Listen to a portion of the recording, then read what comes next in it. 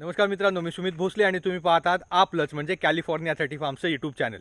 सर्वात आधी तुमच्या सगळ्यांचे खूप खूप धन्यवाद. आपण आपल्या शेळीपालन स्टेप बाय स्टेप सिरीजला जो प्रतिसाद देत आहे तो खूप चांगला आहे. तुमचे प्रश्न, तुमचे सजेशन्स आणि तुमच्या प्रतिक्रिया आम्हाला नक्कीच प्रोत्साहन देतात. आज आपला 8वा एपिसोड आहे आणि ह्या एपिसोडमध्ये आपण बोलणार आहोत एकूणच हिरवा चारा, सुका चारा आणि खुराक ह्याचा खर्चाच्या दृष्टीने कशी समरी करता येईल ते, आणि दुसरा सर्वांचा आवडता विषय पर्यायी चारा किंवा हिरवा चारा, सुका चारा आणि खुराक ह्याला आपण पर्याय म्हणून काय वापरू शकतो. तर त्याच्यामध्ये अजोला, मूर घास आणि हायड्रोपोनिक चारा ह्या 3 गोष्टींबद्दल आपण बोलणार आहोत. पण त्याच्या आधी थोडं डिटेलमध्ये समजून घ्या. म्हणजे काय की आपल्याला शेळीला जे काही खायला द्यायचं आहे, आपण शेळीला खायला बेसिकली वजन वाढीसाठी, शेळीला किंवा बोकडांना वजन वाढीसाठीच खायला देतोय. त्यातल्या त्यात बोकडांचं वजन आपल्याला जास्त वाढवायचं आहे, शेळ्यांना आपल्याला मेंटेन करायचं आहे. सो आपण हिरवा चारा, सुका चारा जो शेळ्यांना देतो त्याच्यातनं काही पोषण तत्व, जसं आपण मागच्या 2 एपिसोडमध्ये बघितलं आहे की काही पोषण तत्व त्यांना मिळणं अपेक्षित आहे. जसं आपण म्हणतो की आपण डाळ भात भाजी चपाती खातो, त्याच्यामधनं आपल्याला पोषण तत्व लागतात ती त्याच्यातनं मिळतात. तसंच शेळ्यांना हिरवा चारा आणि सुका चाऱ्यामधनं जी काही पोषण तत्व हवी आहेत ती मिळणं अपेक्षित आहे. पण प्रत्येक वेळेला आपल्या जमिनीनुसार, आपल्या एरियानुसार, तुम्ही ज्या ठिकाणी चारा बनवताय किंवा जिकडनं चारा आणताय तिकडे जमिनीत असणारी पोषण तत्वे वेगवेगळी असतात. आणि त्यामुळे शेळीच्या अंगाला किंवा बोकडाच्या अंगाला जे काही नेसेसरी आहे किंवा गरजेचं आहे ते कदाचित मिळत नाही आहे असं आपण पकडून चालू शकतो. आणि मग त्याचा भर काढायला किंवा त्याची भर भरून काढायला म्हणून आपल्याला खुराक वापरायचा आहे. अगदी बेसिक लेवलचा विचार करायला गेलो तर कडधान्य आणि डाळी, परत एकदा कडधान्य आणि डाळींमध्ये प्रथिनाचं प्रमाण जास्त असतं. स्निग्ध पदार्थाचं पण म्हणजे तेल असतं, बऱ्याचशा डाळींपासून पण तेल काढतो. सो त्याच्यामुळे फॅट्स पण चांगले असतात. म्हणजे त्या 50 किलोच्या बोकडाचं वजन जर मला वाढवायचं असेल तर मी हिरवा चारा आणि सुका चाऱ्याचं प्रमाण वाढवून काहीच होणार नाही आहे, कारण त्याने वजन वाढणार नाही आहे. सो त्यावेळेला मी काय करणार की जो खुराक आम्ही त्याला देतोय 250 ते 300 ग्रामचा तो मी वाढवेन, जेणेकरून त्याला साधारणपणे 450 ते 500 ग्राम खुराकपर्यंत मी घेऊन येईन. आणि तो जो आपण खुराकातला फरक करतो त्याने खरा वजनातला फरक येतो एका पॉईंटच्या पलीकडे. येस, तर खर्चाच्या दृष्टीने जेव्हा आपण चाऱ्याबद्दल विचार करतो तर तुम्ही इतर पशुसंगोपनाचे जे व्यवसाय आहेत, म्हणजे डेअरी म्हणा किंवा पोल्ट्री म्हणा, ह्याच्याशी जर आपण शेळीपालनाला कंपेअर केलं तर आपल्याला शेळीपालनामध्ये जमेची बाजू हीच आहे की आपल्याला चाऱ्यावरती त्या मानाने कमी खर्च करून काम व्यवस्थितपणे करता येतं आहे. फॉर एक्झाम्पल, जर तुम्ही डेअरीचा विचार करायला गेलात तर त्याच्यामध्ये जर तुम्हाला खूप चांगल्या पद्धतीचं दूध उत्पन्न हवं असेल तर तुम्हाला नाही म्हणलं तरी 50% तरी आपल्याला विकतचं खाद्य म्हणजे पेंड किंवा त्या पद्धतीचं खाद्य देऊन आपल्याला दूध घ्यावं लागतं, ही वस्तुस्थिती आहे. पोल्ट्रीमध्ये जेव्हा आपण बघतो तेव्हा तर आपल्याला 100% विकतच्या खाद्यावरती म्हणजे पेलेट फीडवरतीच अवलंबून राहावं लागतं आहे. जर पक्षाची वाढ व्यवस्थित हवी आहे आणि आपल्याला खर्चाच्या मानाने मिळणारे रिटर्न्स ह्याचा विचार करता तुम्हाला 100% पेलेट फीडवरतीच अवलंबून राहायचं आहे, त्याच्याशिवाय तुमच्याकडे पर्याय नाही आहे. ॲट द सेम टाईम जेव्हा आपण शेळीपालनाचा विचार करतो त्यावेळेला आपल्याला 90% खाद्य हे शेतीतून मिळू शकतं. आपल्या आजूबाजूला आपण स्वतः हिरवा चारा जर बनवत असला तर प्रश्नच संपला, तो आपण स्वतःच बनवतो आहे. आणि त्याच्या व्यतिरिक्त जर आपण सुका चारा जो आहे तो आजूबाजूला इतर शेतकऱ्यांकडनं जर आपण घेतला, वेळेच्या वेळेला त्याची साठवण केली तर त्याच्यावरचाही खर्च खूप कमी ठेवू शकतो. आणि खुराक जो आहे 10% द्यायचा आहे, त्याच्यामध्ये आपलं काम व्यवस्थितपणे होतं आहे. तर आता ह्याच पॉईंट ऑफ व्ह्यू किंवा ह्याच दृष्टिकोनातनं जेव्हा आपण पुढे जातो आणि पर्यायी चाऱ्याबद्दल आपण विचार करतो, म्हणजे काय की बरेच वेळेला शेळीपालन करत असताना आहे ना, किंवा शेळीपालन करायचा विचार करत असताना आपण ह्या सगळ्या गोष्टींचा विचार करतो चाऱ्याबद्दलचा, की हिरवा चारा बनवायचा आहे, सुका चाऱ्याची साठवण करायची आहे वगैरे वगैरे. पण हिरवा चारा बनवायला कधी एखाद्या शेतकऱ्याकडे जमीनच नसेल किंवा ज्या कोणाला शेळीपालन सुरू करायचं आहे त्यांच्याकडे तेवढ्या मोठ्या प्रमाणात जमीन अवेलेबल नसेल किंवा शहरी भागाच्या जवळ आहे तर तिकडे जमीन अवेलेबल नसते. सो अशा वेळेला आपण पर्यायी चाऱ्याचा विचार करायला सुरुवात करतो. पर्यायी चारा जसं मी म्हणलं की जो हिरवा चारा, सुका चारा आणि खुराक तर सोडून द्या, खुराकाला पर्याय आपल्याला शोधायचाच नाही आहे, हिरव्या चारा आणि सुक्या चाऱ्यालाच पर्याय शोधायचा आहे. सो हिरवा चारा आणि सुका चारा जेव्हा बनवणं कठीण आहे किंवा मिळवणं कठीण आहे त्यावेळेला आपण पर्यायी चारा बघतो. पर्यायी चाऱ्यामध्ये 3 ऑप्शन्स आपल्याकडे सध्याच्या स्थितीला अवेलेबल आहेत. सर्वात पहिले म्हणजे मुरघास, दुसरा अजोला आणि तिसरा हायड्रोपोनिक चारा. तर मुरघास म्हणजे अगदी सोप्या शब्दात सांगायचं झालं तर मुरवलेला घास किंवा मुरवलेलं गवत. जसं आपण बघतो की काही ठिकाणी आहे ना पावसाळ्यामध्ये व्यवस्थित पाणी असतं, पण पावसाळ्याच्या नंतर साधारणपणे ऑक्टोबर नोव्हेंबर महिना संपला की पाणी संपतं. मग अशा ठिकाणी हिरवा चारा आपण 12 महिने बनवणं थोडंसं कठीण होतं. कोकणातही काही जागा अशा आहेत की जिकडे ऑक्टोबर नोव्हेंबर अगदी आपण पकडू डिसेंबर नंतर पाणीच नसतं. सो अशा ठिकाणी जिकडे आपल्याला पावसाळ्यात खूप जास्त पाऊस पडतो, व्यवस्थित पाणी मिळतं आणि नंतर पाणी नसतं, अशा ठिकाणी आपण मुरघास वापरू शकतो. जेव्हा पाऊस पडतोय त्यावेळेला व्यवस्थित आपण गवत तयार करून घ्यायचं, प्रेफरेबली मक्याचं. मक्याचा मुरघास खूप चांगला होतो. त्याच्यामध्ये लॅक्टोबॅसिलस नावाचा जो बॅक्टेरिया आहे तो मुरघास तयार होण्यासाठी खूप चांगल्या पद्धतीने मदत करतो. सो प्रेफरेबली मक्याचं गवत आपण पावसाच्या वेळेला व्यवस्थित बनवून घ्यायचं, प्लॉटच्या प्लॉट बनवून घेऊ शकतो. जेवढी जागा अवेलेबल आहे हिरव्या चाऱ्यासाठी तेवढा आपण मका लावायचा आणि मग ऑक्टोबर नंतर साधारणपणे जेव्हा मका तयार होतो, म्हणजे आपण म्हणतो की मक्याचं जो बोंड लागतं त्या बोंडाचे जे दाणे असतात ना त्याच्या आतमध्ये दूध असलं पाहिजे, म्हणजे चीक असलं पाहिजे, त्याला चिकातला मका म्हणतात.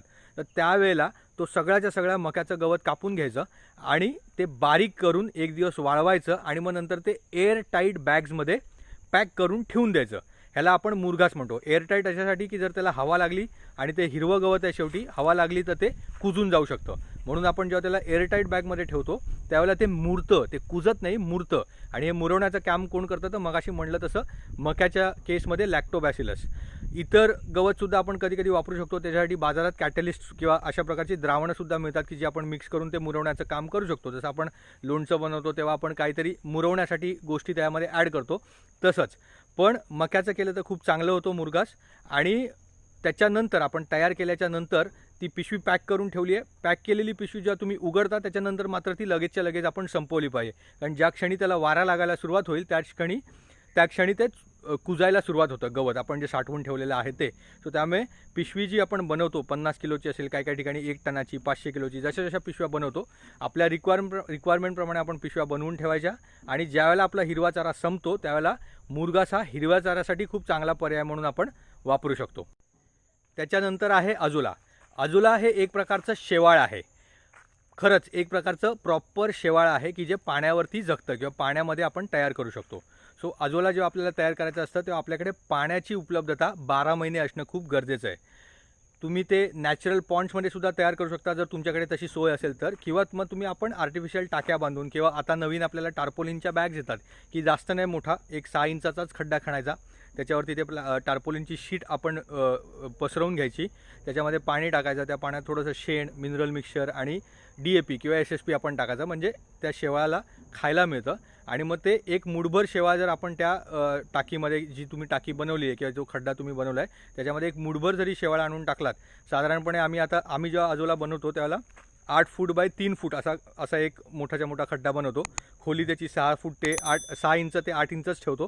त्याच्यावरती टार्पोलिन टाकतो किंवा प्लॅस्टिक टाकतो कोणत्याही प्रकारचं, पाणी भरून मग एक मुठभर एवढ्या खड्ड्यात जर आपण अजोला सोडलं, अजोलाचं बियाणं म्हणजे अजोलाच असतं, दुसऱ्या अजोलाच्या टाकीतनं आपण जेव्हा अजोला काढतो ते अजोलाचं बियाणं म्हणून वापरू शकतो.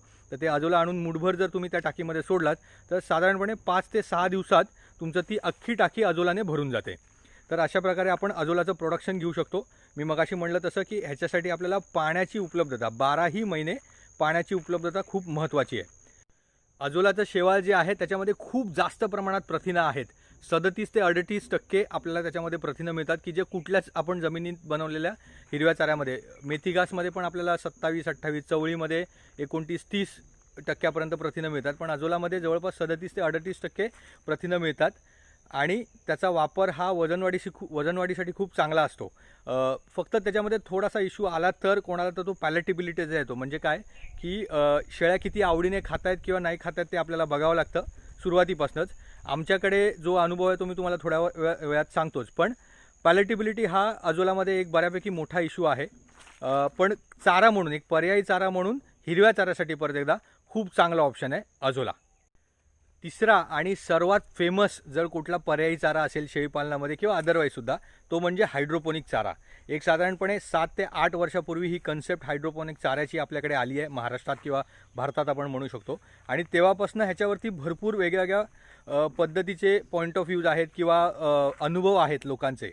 आपण त्याच्याबद्दल थोड्या वेळाने बोलूच. पण हायड्रोपोनिक चारा म्हणजे थोडक्यात सांगायचं झालं तर मातीविना शेती, म्हणजे मातीविना चारा. ज्या लोकांकडे जमीन नाही आहे हिरवा चारा बनवायला, मी मगाशी म्हटल्याप्रमाणे, ते लोक हायड्रोपोनिक चाऱ्याचा वापर करू शकतात. आता तो खरंच उपयोगी आहे का नाही आपण थोड्या वेळात बघूच. पण बेसिकली हायड्रोपोनिक चारा बनवायला आपल्याला काय हवं आहे तर व्हर्टिकल आपण रॅक्स बनवतो आणि त्याच्यामध्ये ट्रेजमध्ये मका, गहू, बरसीम आपल्याकडे महाराष्ट्रात तर होत नाही, पण मका, गहू अशासारखे धान्य जे आहेत ते आपण त्याच्यामध्ये बिना मातीचे फक्त ओलाव्यावरती, म्हणजे आपण बेसिकली अगदी सोप्या भाषेत सांगायचं झालं ना तर मोड काढतो, म्हणजे मक्याला मोड काढतो किंवा गव्हाला मोड काढतो. त्याचं जो मोड येतो त्याला आपण वाढू देतो साधारणपणे 7 ते 8 दिवस आणि ते एक हिरव्या चाऱ्याचं स्वरूप घेतं, जे आपण हिरव्या चाऱ्याला पर्याय म्हणून वापरू शकतो. ह्याच्यामध्ये ह्युमिडिटी कंट्रोल जो आहे तो खूप महत्त्वाचा असतो. म्हणजे तुम्ही ज्या अरेंजमेंटमध्ये हा हायड्रोपोनिक चारा बनवताय त्या व्हर्टिकल ट्रे सिस्टीममध्ये तिकडे खूप जास्त ह्युमिडिटी असेल, जशी आता कोकणात असते खूप जास्त ह्युमिडिटी आहे, तर तिकडे आपण जो हायड्रोपोनिक चारा तयार करतो त्याला फंगस लागण्याचा किंवा बुरशी लागण्याचे प्रकार खूप जास्त प्रमाणात होतात. सो त्यामुळे ह्युमिडिटी कंट्रोल करणं त्या चेंबरमध्ये गरजेचं आहे. आपल्याला टाईम टू टाईम त्याला पाण्याची फवारणी करायची असते, त्यासाठी इलेक्ट्रिसिटी तिकडे व्यवस्थितपणे असणं गरजेचं आहे. आणि ऑब्व्हियसली परत एकदा माती जरी नसेल लागत तरी पाणी लागतंच. सो त्यामुळे हिरव्या चारा बनवायला जे आपल्याला 2 महत्त्वाचे घटक आहेत, माती आणि पाणी, त्याच्यापैकी माती नाही आहे पण पाणी आपल्याला हायड्रोपोनिक चारा बनवायला लागतं. थोडंसं कमी प्रमाणात लागतं पण नक्की लागतं. आणि हायड्रोपोनिक चाऱ्याच्या मागे लेबर बऱ्यापैकी इन्वॉल्ड आहे. आपल्याला असं वाटतं की ही मेकनाइज सिस्टीम आहे, पण नक्की मेकनाइज सिस्टीम 100% आहे, पण त्याच्यामध्ये रोजच्या रोज माणसाने जाऊन येऊन त्याच्यामध्ये काम करणं गरजेचं आहे. नवीन ट्रे लावणं, ते तयार झालेले ट्रे बाहेर काढणं आणि हे सगळं जे मॉनिटरिंगचं काम आहे ते त्याच्यात झालंच पाहिजे. येस, तर आता आपण टोटल 3 पर्यायी चारे बघितले. तुम्ही जर व्यवस्थित लक्ष दिलं असेल तर हे तिन्ही हिरव्या चाऱ्याला पर्याय आहेत. सुक्या चाऱ्याला किंवा खुराकाला पर्यायाची गरज नाही, कारण सुक्या चाऱ्याची साठवण वेगवेगळ्या पद्धतीने आपण करू शकतो. खुराकाला तर भरपूर पर्याय ऑलरेडी अवेलेबल आहेत. आपण ह्या तिन्ही चाऱ्याच्या पद्धती कशा बनवायच्या अजून डिटेल्ड व्हिडिओ त्याचा आपण नक्की बनवू पुढे जाऊन. पण आत्ता आपण ज्या फेजला आहोत म्हणजे आपल्या शेळीपालन स्टेप बाय स्टेप सिरीजमध्ये, त्याच्या दृष्टिकोनातून जर आपण विचार करायला गेलो तर ह्यापैकी कोणता पर्याय, जर आपल्याकडे जमीन नसेल चारा बनवायला, हिरवा चारा बनवायला, तर ह्याच्यापैकी कोणता पर्याय आपण वापरू शकतो आणि आपलं बेसिक काम पुढे नेऊ शकतो, ह्याबद्दल आपल्याला विचार करायचा आहे. आणि मुळात ह्याच्यापैकी कुठलाही पर्याय आपल्याला वापरायचा आहे का नाही हे सुद्धा आपल्याला ठरवायचं आहे. कारण फक्त पर्याय उपलब्ध आहे आणि आपल्याला शेळीपालन करायचंच आहे तर मग आपण काहीतरी ह्याच्यापैकी एक पर्याय घेतलाच पाहिजे असं काही नाही, किंवा असा अट्टाहासही करू नका. आपल्याला जर हे ठरवायचं आहे तर ते कसं ठरवायचं, तर आपल्याला परत एकदा आपण मागच्या 3 एपिसोडमध्ये हिरवा चारा, सुका चारा आणि खुराक ह्याच्याबद्दल जेव्हा बोलताना जो विचार केला आहे खर्चाचा, त्याच्याकडेच सर्वात पहिले लक्ष दिलं पाहिजे. प्रॅक्टिकॅलिटी कुठलीही गोष्ट करताना आपल्याला बघणं खूप गरजेचं आहे. हे मी कोणत्या अँगलने म्हणतो हे समजून घ्या. सर्वात पहिले जेव्हा आपण मुरघासचा विचार करतो, मुरघास जसं मी म्हटलं की जिकडे पावसाळ्यात पाणी आहे पण नंतर पाणी नाही आहे अशा ठिकाणी आपण मुरघास वापरायचा आहे. कारण हिरवा चारा पाण्याशिवाय तयार होणार नाही. पावसाळ्यात भरपूर पाणी होतं आहे, तिकडे आपण मुरघास बनवला आणि तो वापरून घेतला. पण आता एक नवीन पर्याय ह्याच्यामध्ये काय झाला आहे की विकतचा मुरघास घेऊन लोक वापरायला सुरुवात केली आहेत. आता ह्याच्यात प्रॉब्लेम काय होतो की कॉस्ट वाढते. म्हणजे काय, तर जेव्हा मी स्वतः मुरघास बनवतो आहे, मका लावतो आहे, मका लावून तो बॅग्समध्ये भरतो, त्यात ती बॅगची किंमत आली, ते पॅकिंग करण्याची किंमत आली आणि त्याला लागणारा लेबर आला. आपण असं समजू की आपला जो पुढे जाऊन त्रास वाचणार आहे किंवा आपलं काम होणार आहे हिरव्या चाऱ्याचं, हिरवा चारा नसताना आपल्याला मुरघासच्या पद्धतीने हिरवा चारा मिळणार आहे. सो तोपर्यंत हे काम चालतं. म्हणून मी मगाशी म्हटलं की तुम्ही स्वतः जर पॅकिंग करत असाल तर ठीक आहे, पण जेव्हा आपण खरेदी करतो तर त्यावेळेला कॉस्ट प्रचंड वाढते. म्हणजे अगदी 8 रुपये 9 रुपये, आता कोकणामध्ये जिकडे आम्ही काम करतो आहे तिकडे मुरघास जर खरेदी करायचा झाला, जास्त करून सातारा, सांगली ह्या सगळ्या एरियामधनं तो मुरघास येतो आहे किंवा अगदी कर्नाटकातनं येतो आहे, तर तिकडनं जेव्हा तो इथपर्यंत पोचतो त्याची किंमत जाते 9 रुपये. जसं मी मगाशी म्हणलं, हिरवा चारा आपण खर्चाचा जेव्हा विचार करतो, हिरवा चारा जेव्हा आपण स्वतः जमिनीत बनवतो तेव्हा तो 8 आणे किंवा जास्तीत जास्त 1 रुपया प्रति किलोमध्ये आपण तयार करतो. पण त्याच वेळेला जेव्हा आपण मुरघास 9 रुपयाचा खरेदी करतो तर 8 रुपयाचा फरक त्याच्यामध्ये येतो आहे. आणि आपल्यासाठी किंवा आपण विचार करताना ह्या 8 रुपयाचा जो फरक आहे, कॉस्टली आहे म्हणून ते चुकीचं आहे असं आपण नाही म्हणत आहोत, पण ते जस्टिफाईड आहे का नाही, ते जे आपण 8 रुपये एक्स्ट्राचे देतो आहे ते खरंच तेवढ्या किमतीचा चारा किंवा खरंच तेवढ्या किमतीची मेहनत आपली वाचते का नाही, हे प्रत्येकाचं ठरवणं खूप गरजेचं आहे. सिमिलरली हायड्रोपोनिक चारा हा मी मगाशी म्हटल्याप्रमाणे 8 ते 9 वर्षापूर्वी भारतात आला, महाराष्ट्रात आला. बऱ्याच लोकांनी त्याच्याबद्दल खूप मोठ्या प्रमाणात काम केलं. बऱ्याच लोकांनी शेळीपालन फक्त हायड्रोपोनिक चारा ह्याच्यावरतीच अवलंबून करायचा प्रयत्न केला. पण आता जर तुम्ही चेक केलं तर ह्याच्यापैकी कुठलेच हायड्रोपोनिक चाऱ्याचे शेळीपालनासाठीचे प्रोजेक्ट चालू नाही आहेत.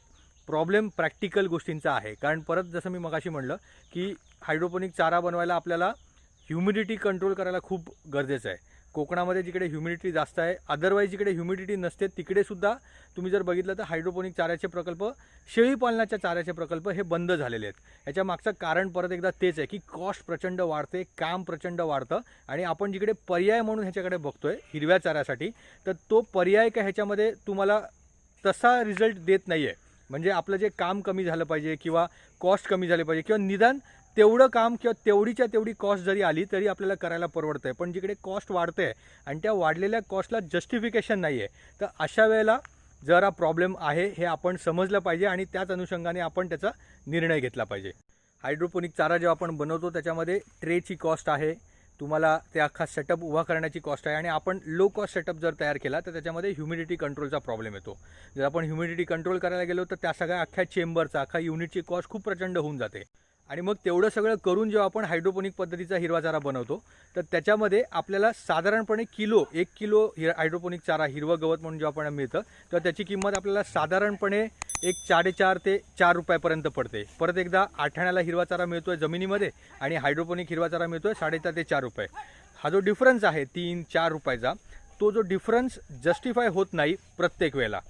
पर्टिक्युलरली शेळी पालनाच्या बाबतीत काय होतं की हायड्रोपोनिक चारा ज्या पद्धतीने आपल्याकडे बनवला जातो त्याच्यामध्ये पाण्याचा वापर असतो, त्यामध्ये मायक्रोन्यूट्रिएंट्स कोणी ॲड करत नाही आहे किंवा इतरत्र बाहेरनं त्याच्यामध्ये खनिज मिश्रण किंवा कोणीच काही ॲड करत नाही। आणि मग त्याच्यामध्ये काय होतं की जर अदरवाईज आपण जर मका वापरतोय, मक्याला मोड काढला, त्याला पालवी आली आणि आपण ती वापरली, अगदी प्रथमदर्शनी आपण जर विचार करायला गेलो तर पॅलेटेबिलिटी आहे नक्की, हायड्रोपोनिक चाऱ्याला खूप चांगली पॅलेटेबिलिटी आहे, पण त्याच्यामध्ये पाण्याचा वापर खूप जास्त प्रमाणात झाल्यामुळे जेव्हा शेळी खाते, आपण समजतो 3 किलो जर मी हिरवा चारा घातला तर त्याच्यामध्ये जवळपास 60 ते 70 किंवा कधीकधी 80% पाण्याचं प्रमाण असतं आणि मग त्याच्यामुळे ड्राय मॅटर हे फक्त 20% मिळतं। म्हणजे ॲक्च्युली आपल्याला 4 रुपयाला फक्त 20% म्हणजे 200 ग्राम ड्राय मॅटर मिळालं आहे।